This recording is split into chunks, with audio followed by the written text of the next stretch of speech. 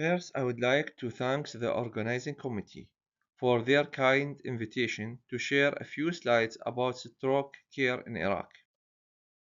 As you all know, about 85% of all stroke cases are ischemic in nature, and the other 15% are hemorrhagic. Stroke is the leading cause of disability and the second leading cause of death worldwide. In 2015, the American Heart Association and American Stroke Association approved endovascular mechanical thrombectomy procedures for selected cases of large vessel occlusion stroke with a time window up to 6 hours from symptom onset. Then at 2018, the time window for endovascular procedure was expanded for up to 24 hours in selected cases.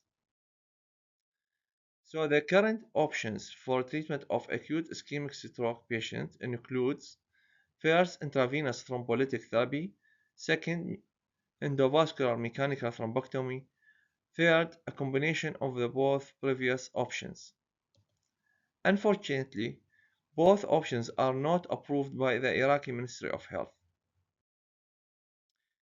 In 2016, SFIN has launched Mission Thrombectomy 2020 to improve stroke care by increasing the annual rates of thrombectomy procedures due to the disproportionate impact of large vessel occlusion stroke on overall long-term stroke disability.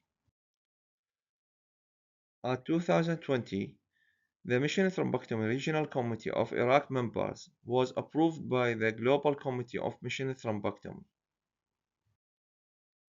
After that, based on the white paper which published by Mission Thrombectomy, we start discussions about the best way for updating stroke care in Iraq.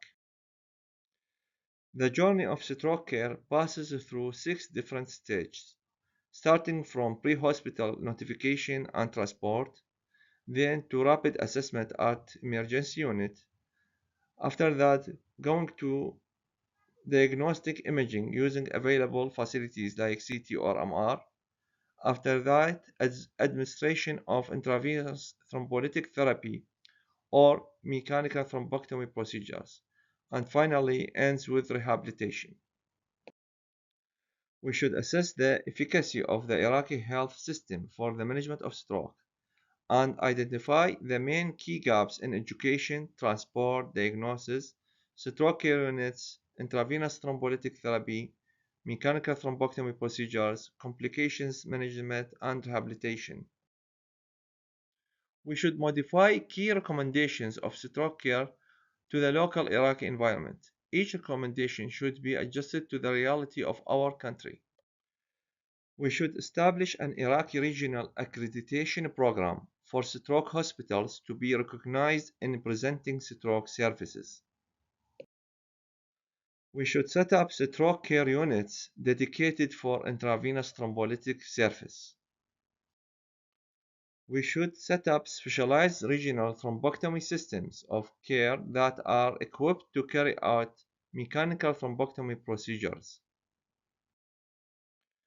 We should develop a local Iraqi training programs for interventional neurology with an aim to create adequate talent for the management of large vessel occlusion stroke cases. We should develop stroke education programs focusing on stroke symptoms, seeking emergency care, and available stroke system resources. This table summarizes the level of health service capacity for stroke care in Iraq according to the World Stroke Organization guidelines.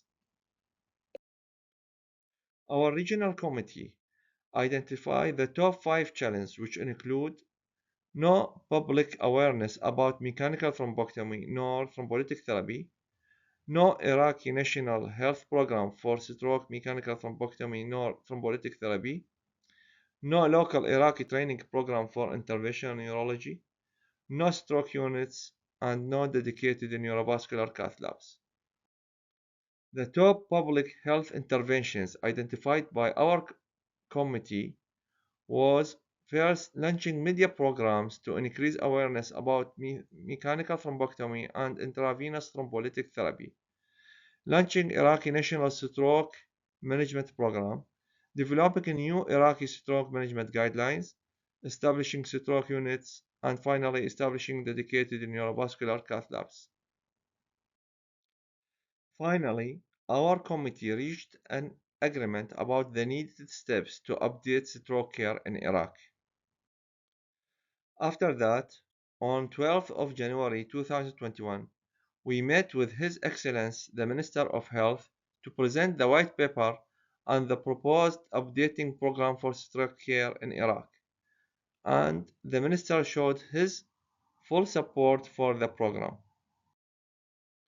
Then the first Iraqi Regional Committee virtual live meeting was done at 24th of January 2021 between members and Dr. Muhammad Al-Ghanim as United States liaison and Dr. Fawaz Al-Mufti as core executive committee representative, focusing on the best way to invest the big support from Ministry of Health for the proposed updating program for stroke care in Iraq.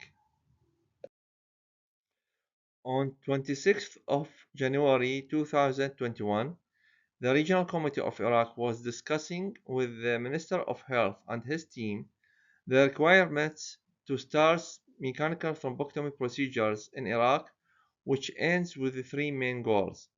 First, establishing a dedicated neurovascular cath lab in Dr. Saad Al-Witri Neurosciences Hospital.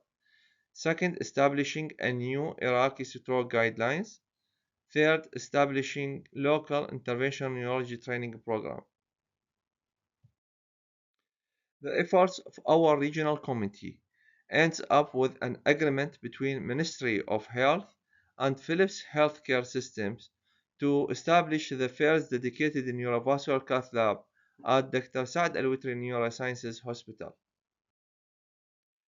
Also, our regional committee gets a virtual meeting with Angels Initiative and Boehringer Ingelheim, focusing on their possible help in training, acute stroke network development, and best practice monitoring program. Also, a virtual meeting was done between our committee and Medtronic, and we've also focusing on training and developing national stroke system and best practice monitoring program. At the end of 2002, Philips has finished the establishment of the Azorian biplane machine at Dr. Saad Al-Witri Neuroscience Hospital. And this is the operating room and the control room for the neurovascular cath lab. And this is the neurovascular intensive care unit. And this is the recovery unit. And this is the stroke care unit. On December 2022, the neurovascular cath lab was officially opened and started his services. On April 2023, cerebral stent retrievals and aspiration catheters were approved by Ministry of Health for the first time as a free procedures.